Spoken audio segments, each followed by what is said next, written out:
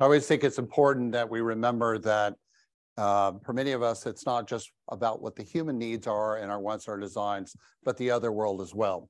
So at each time we gather together when I'm speaking, we show what is the proof of that? Have we done anything new to make sure that we're also including the natural world?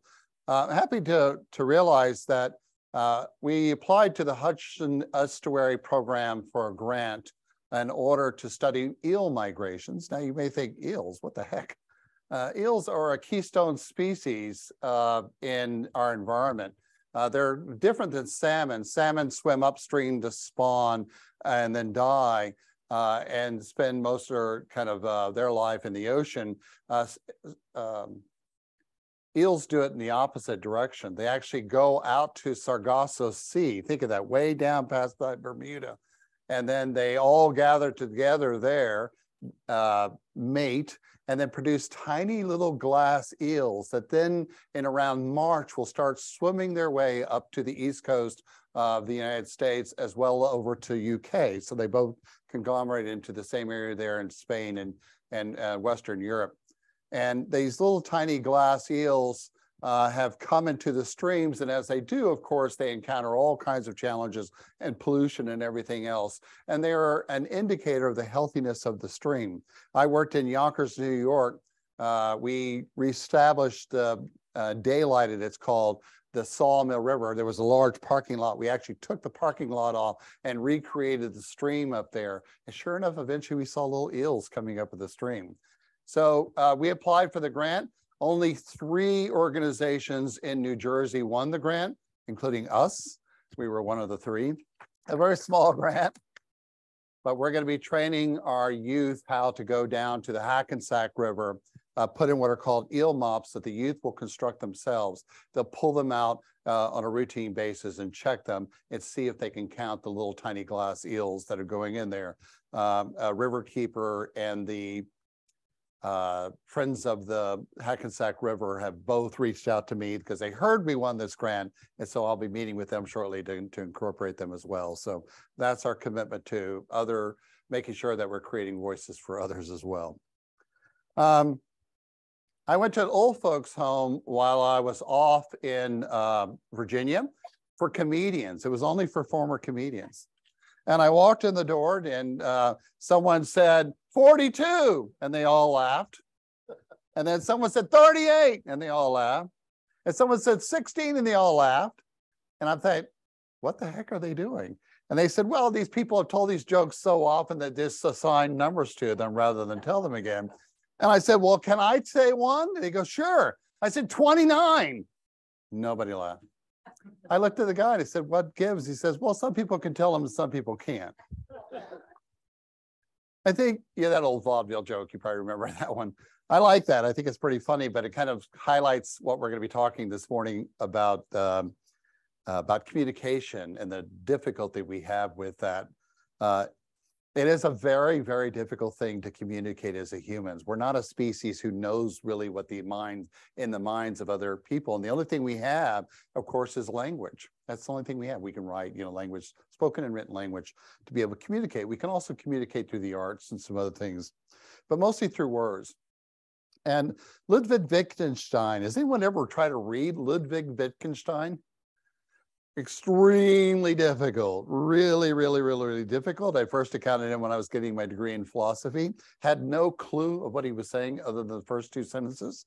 But because he was involved in a lot of the analysis of language, and as he approached it like a mathematician and a logician.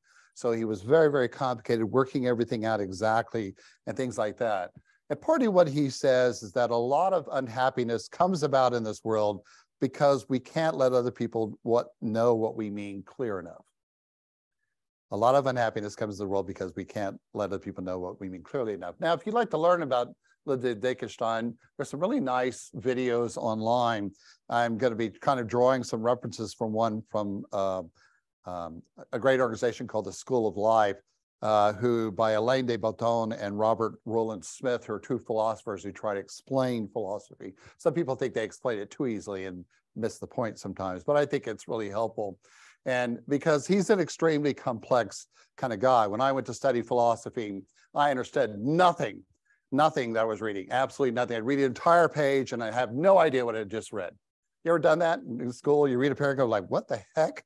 I don't even know what I just read. And I went to my philosopher, I said, my professor, I made a terrible mistake. I got to change my degree. And he says, well, philosophers talking to other philosophers. If you don't know the language or what the ideas are, you're obviously not going to understand what they're saying. So he said to hold out there and you kind of build on your knowledge.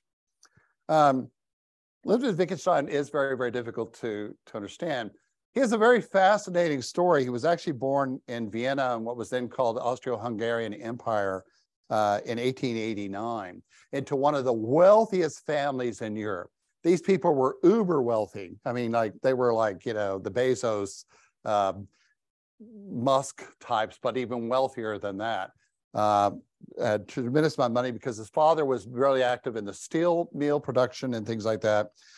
They had a house that had 7 grand pianos because they want to make sure that everybody got a grand piano who could practice and learn and things like that. This is a house where August Rodin would come and make sculptures for their garden. Gustav Klimt would paint family portraits of the people. Johann Brahms and Gustav Mahler would come in and play concerts in their living room for them on an occasion. That kind of wealthy, you know, it's like getting, you know, the Beyonce of the day there to do that. Karl Wittgenstein, the father, though, was a demanding, exacting, hard to live with kind of guy, though. Supposedly, people who visited the house said it was more like a court. You had to, you know, there was this king-like person and you had to justify your presence. So even the children had a very, very difficult upbringing. It had a big impact of that. Ludwig Wittgenstein had 4 brothers, 3 of them committed suicide.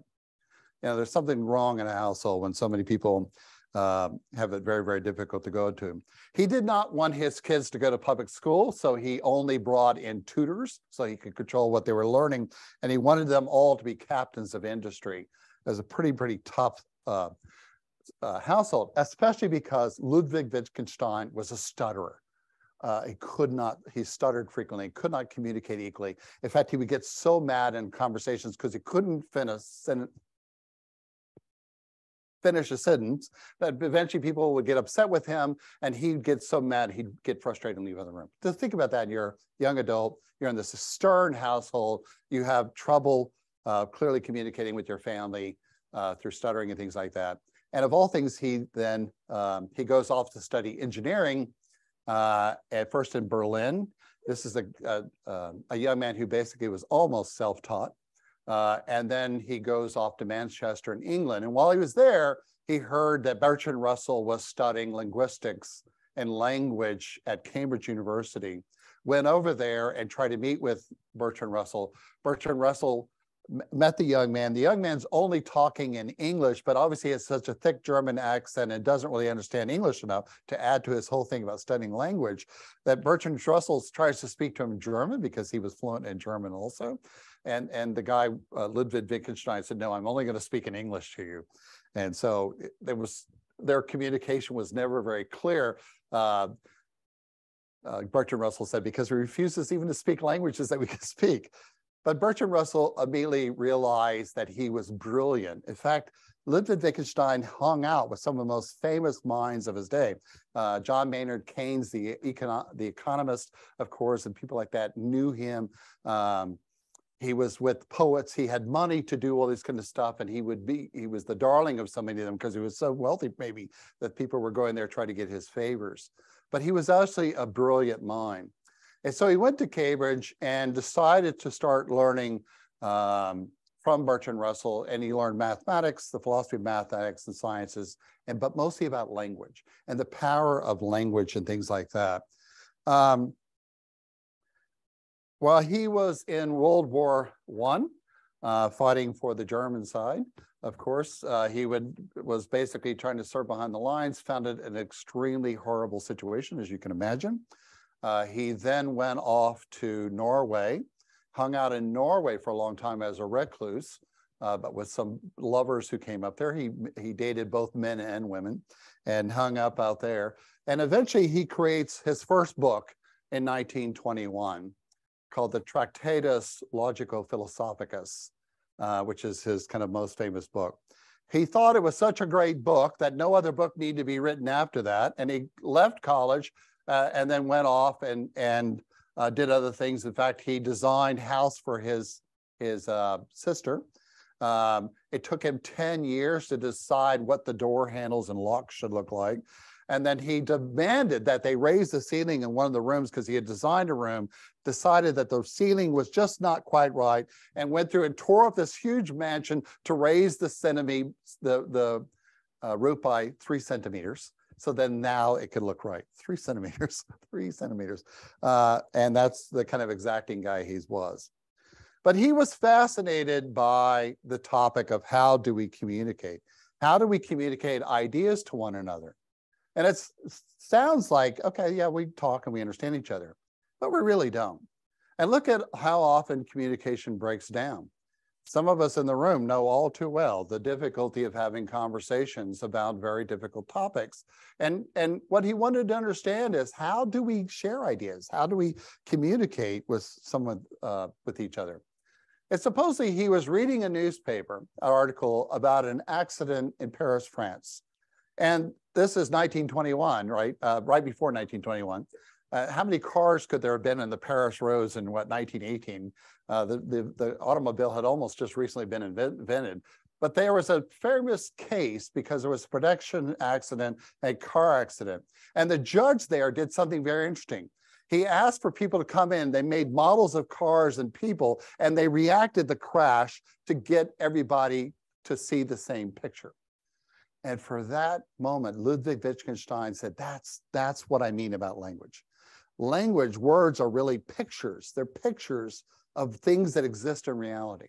Now, he means them philosophically. He's not just saying we're just describing that. But when I say something to the effect of, I moved out of my condo and put my stuff in storage, I have used words, and you go, okay, I could see him moving, I could see the building, I could put them in there. Even though you haven't never seen it, you've never been there, you don't know what the storage unit looks like, but more or less, I communicated something important to you. Or it was raining so much last week, they closed the road. And once again, without even knowing what road I'm talking about, where everything, you obviously can have a picture in your mind of what's going on. And that's what he thought that the role of words do. They convey a unit of meaning, and that all we're trying to do is to give people that unit of meaning, which paints a picture. And that's what he thought words were. They're pictures, and we're sharing those from one another. The problem is the same thing that the Paris court with the car accident showed, is that the problem is we're very bad at creating pictures in the minds of other people, right? I can say something to you and you can have a picture in your mind about it, but it may also be very different from what I'm saying. Or I'm thinking about tennis balls and you're thinking of golf balls when I say the word ball or something like that, that it's never quite the exact thing. And so what he wanted to do, and he spent his years in writing his notes for that. In fact, I had a picture where someone tried to map out how his arguments flowed. And it's this massive set of propositions and statements. And he begins with 1.1, 1.2, 1.3, 1.3 point A, 1.3, goes to this whole giant thing to try and prove kind of what he was thinking about. And he thought that what we could do as humans is just get to the true definitions of words. If we could just figure out the true definitions of those words, and those words corresponded to pictures and ideas, that we kind of solve the problem. But the problem is that it's extremely difficult because most of us say very, very kind of muddled things, right? I could say, I need more space. Now, you may be thinking when I say the statement, I need more space, or I need more space, I'm a big guy. Or you may figure out that somehow what someone is saying is that, no, he needs more something else, right? He needs more room in his life and things like that. And he said, that's the problem with humans, is we're so muddled in our communication, we're so imprecise, that what we need to do is just be far more precise in the way we use words and the pictures we use, and then that would solve all of our problems. And in fact, he said at the end that if you can't say something clearly, you should just be silent. That was probably good advice for a lot of us, but we're very bad at creating pictures in each other's minds and things like that. It's also because of the complexity of language. If I say to you the January 6th assault on the US Capitol was an attack on democracy, what ideas are now in your mind? What pictures, what things, what do we mean by that? And the fact that in the United States, we could disagree over that. That some people say, well, that was not, people were just visiting. What did they say? They were just visiting?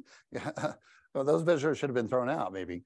But communication goes wrong because we have very different pictures about what we're trying to communicate and the difficulties of that. And so he just said, that's all he said in his first book, is that we just need more precision. And that if we had more precision, everything would go well. Now, he then leaves Cambridge. Like I said, he writes the book. It had a big impact on many philosophers of his day who thought, yeah, maybe it's possible. Maybe we can work on definitions. Maybe we can say that they correspond to some fact in the world. If you're familiar with philosopher, what they're really talking about are what are called the forms of ideas.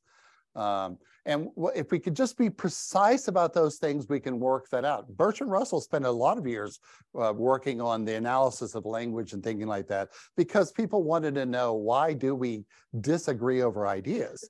I have a picture of something, and I'm just trying to communicate it to you in such a way that you exactly get what I'm saying, right? And you may not agree with it, but at least you have the right picture. But that even goes awry, and we find ourselves once again.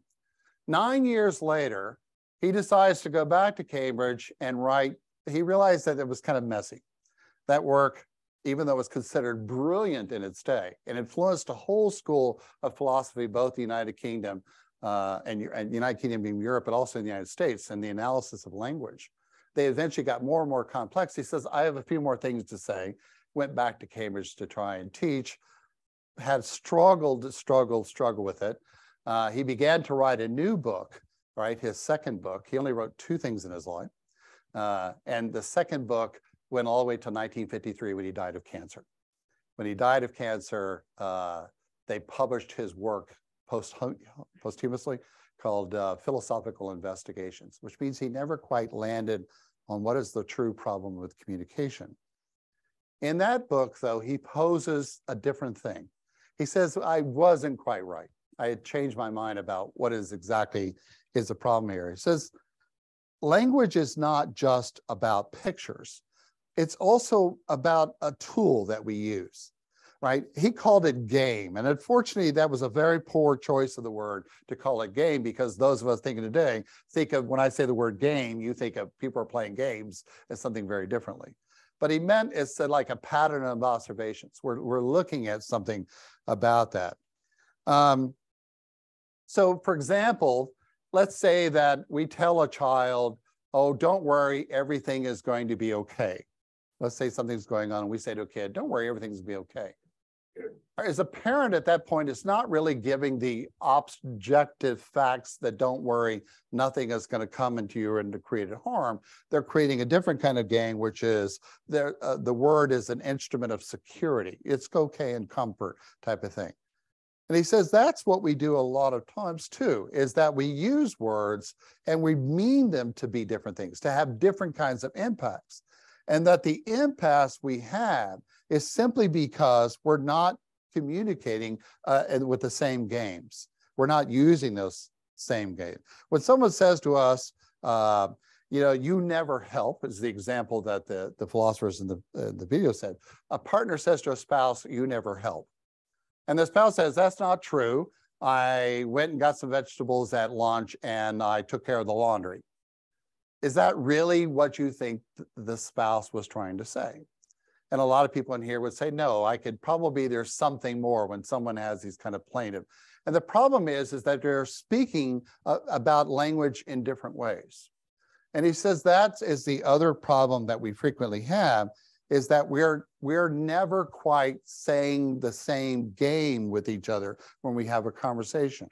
And that when people say something, they're talking about this kind of a thing, when others may be talking about this kind of thing, even though they're talking about the same topic. And they're just kind of missing each other, Ludwig Wittgenstein said.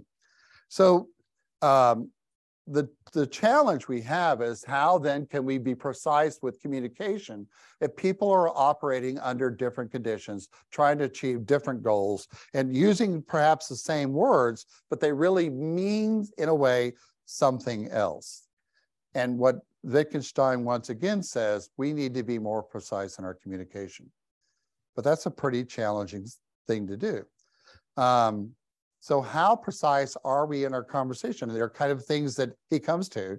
I say not very. If we don't state the facts clearly enough so that we're all operating under the same picture, that's the first challenge we have, right? We are trying to communicate. We want to express ideas and say important things to one another. And we use words as pictures of those things, but we may be operating with different things, or you may have something completely different in your head. If we don't clearly communicate the intent of what we're really trying to say, that whole thing that actually I said this, but there's a subtext to it that you should have got when I said that, and you didn't get the subtext, and why didn't you get the subtext? That Wittgenstein is saying that's the other disconnect in what we're trying to do, or that we're just not precise in our language. You know, the problem that a lot of people have learning English in the United States as opposed to learning English in other places is we have a massive vocabulary. We have a massive vocabulary because we absorb everything from all the other groups, which is not the same thing in the kind of precision you might find with a German speaker or with a French speaker for sure, in which they're far more precise in the language in the Czechs than we are. And we hear new terms and we appropriate them really quickly and use them. But are we really saying the same thing when we use those words? We think it's playful to do that. Back in the 30s and 40s, people got really mad with that kind of play. Said, no, you don't use that word, you're talking sloppy. But now we think there's a tremendous amount of creativity in English wordplay, which makes it really communicating. So here's my first question I want to pose to this group, because I want to figure out then, how do we communicate clearly to each other? What is your strategy for communicating clearly to others? Do you find it difficult expressing or sharing things with each other? And how can we aid in communication? Right? This is Wittgenstein's entire life work, but his entire life, one of the most brilliant minds who struggled with coming up with that answer. So what are some things that you think about, or some stories that you might have about when communication was done right, or how can we do this better? So who'd like to share? I always think of my discussions like this as an opportunity for us to work things out, because the answers are not already out there. The answer comes from our own kind of wrestling with these ideas. Jim Norman first. I'd like to say a few words about that. That's really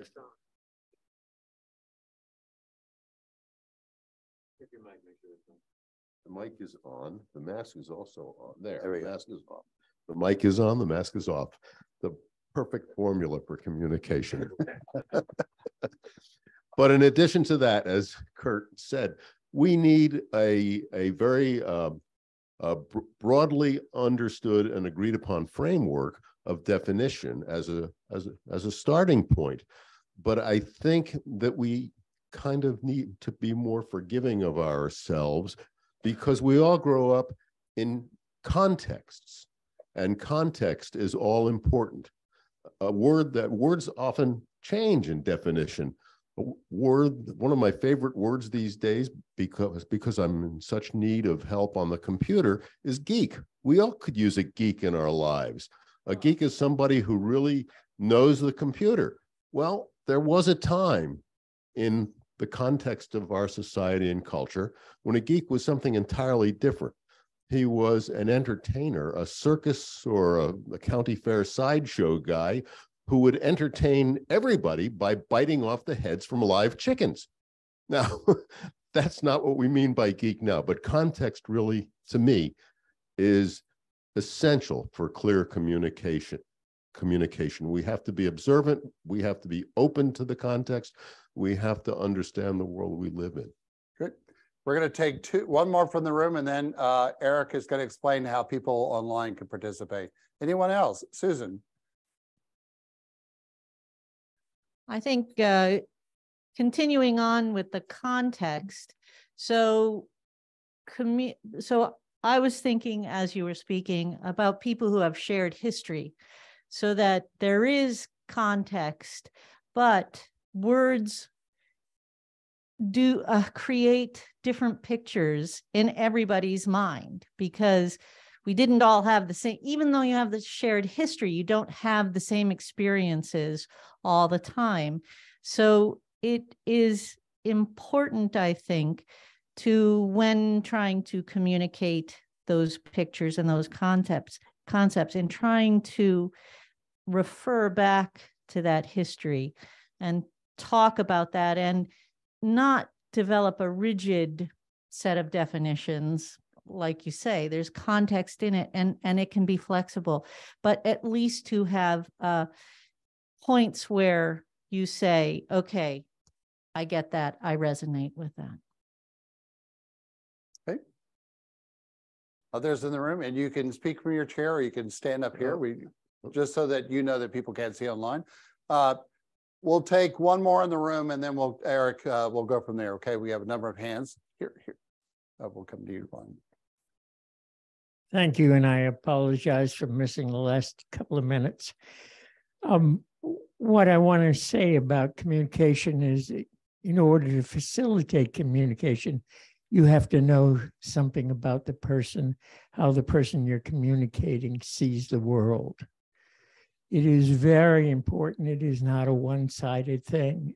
If you're an effective communicator, you're a person who pays a lot of time listening, but also inquiring a little bit about that person, so you understand, you can develop messages that are understandable to how he or she sees the world. Right. We don't do enough of that. Thank you. Let's take some online, Eric. Thank you. Very good. That's great. And I see that we have a couple of comments in the chat, one of which came from Richard Askins, who has his hand up. So Richard, I'll ask you to unmute and please share. Thank you. Yeah, I don't know. Can they see the chat in the main room? I would like to repeat at least part of what I have here. The OED, Oxford English Dictionary, has, last time I checked, about 1.5 million words. And I don't expect I will ever know them all. And I suspect that's probably true for most of us. Most words I have come to decide are imprecise, even if they only have one definition. And usually they are also multivariate in meaning, depending on the person. I think, therefore, that the speech or text will never be totally clear. It doesn't mean we shouldn't try. Just means it's a very, very difficult task, as has been said. I do know that science, and to a lesser extent engineering, try and to some point succeed in being more precise. We have to be, because we're building things.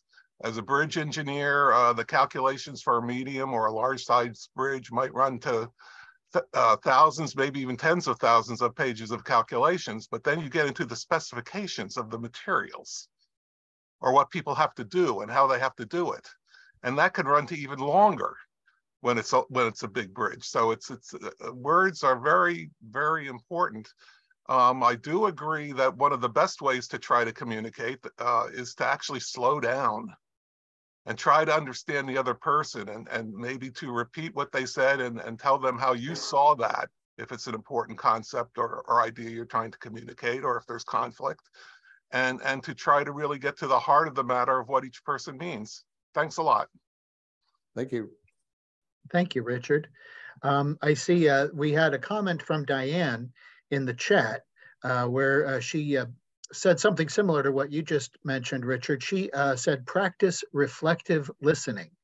That is to say, asking if what you understand is what the person meant to communicate before you respond. And this is sort of a central tenet of nonviolent communication, NVC. I'm going to add something personally from Zoom, and we do have another hand up. For me, a lot of times it's not the imprecision of the words that get in the way of communication, but rather my inability to find the right words. And oftentimes that's because I find I have a strong emotional content with what I'm trying to say. And so when I find that I'm, I try to check in and find that, if there's again, some charge or type of, I don't want to say trigger, but if there's some emotional content, I will literally go to my car or go out to my garage and I will scream and shake and get it all out, especially physically, and just like pour it all out there onto the ground rather than pour it out onto someone who I'm trying to communicate something that may be emotionally charged. So that works for me. Great. Let's take another one. We have Ron, and then David and Diane. I think the one important thing about communication is understanding the importance of seeing the person when you are trying to communicate with them, seeing their face, seeing their body language, which happens less and less frequently these days. I've had people on these long email chains that are trying to explain their feelings and how inadequate they are. They're saying to me, I hate to do this by email because I can't communicate well enough. But we keep on trying to communicate in groups through email. Also, the idea of texting, that texting is a much less adequate way of communicating with someone than actually seeing them, seeing their body language, see their face. Like I just saw Eric on Zoom, and it was more important for me to see him smiling when he was talking so I can understand that him better than if I didn't know he was smiling. If I don't see him, he may be frowning. He may be making a silly face to indicate he doesn't really mean what he's talking about. So we have many ways of inadequately trying to communicate with each other these days, and I think we have to recognize that and try to overcome that and see the importance of actually being together with people when we're talking to them and seeing their faces. David was next, and then Diane and Ginger. I do want to say there's a woman now who's charging $500 an hour she's in Silicon Valley to help young adults have a conversation with people who spend all their time just texting. And so she's saying that they don't know how to communicate in front of each other, and that's getting worse. I have a very different take on this, and I have this different take without disagreeing with anything anyone has said. But my take is this: we human beings are not computers. We do not speak in computer code. We are very good at expressing what we really mean.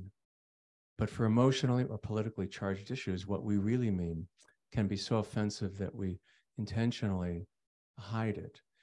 So in politics, we hear about politicians using dog whistles, like when you use a dog whistle to call a dog. So Donald Trump, most famously now, would use these coded phrases that are dog whistles to his supporters, but which give him plausible deniability. And anyone who has either had a child or had a parent is familiar with one or both of those doing passive aggressive behavior, right? The child who ostensibly agrees with you, but they really don't. And to be perfectly honest, parents do that all the time too when they're being enraged by their children, right? I'm doing this just for your own good, right? But in the public sphere, politicians and social commentators do this all the time. So we're not always people of goodwill. We're not always really interested in the kind of communication we're talking about, but we're very good at communicating things. Diane, Ginger, and then back to online. Thank you. Curt, I appreciate your biographical sketch of poor Ludwig, because I feel like his take on language was very determined by his personal experience. And it made me feel like, well, sure, engineers, medical people, nuclear physicists, they have to have precise language. But what about just civilians where language is a kind of social air spray? You just sort of bumble along through it and aren't worried about precise definitions of what it means to set the table. But in fact, from other comments I've heard, it makes me feel like it does behoove us, just us civilians, to try to work hard to appreciate context and, the agendas of the people that we're trying to communicate with, so that we're not confusing things and being sloppy about what our contribution to a particular encounter is. If we'll just like put up our antenna and do that work instead of just kind of sliding along in a social miasma. Great, thank you. Ginger, and then some online.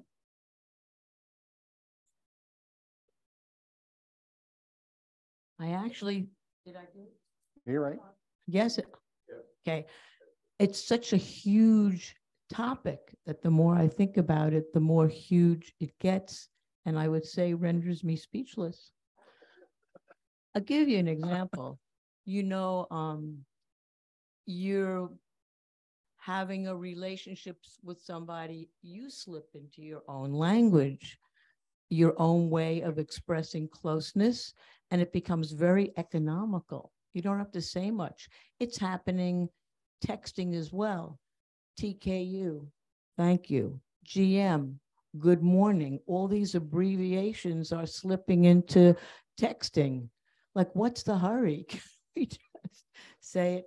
The other thought that I had was communication for what? And that may not be overt. To persuade, to dominate, to agree.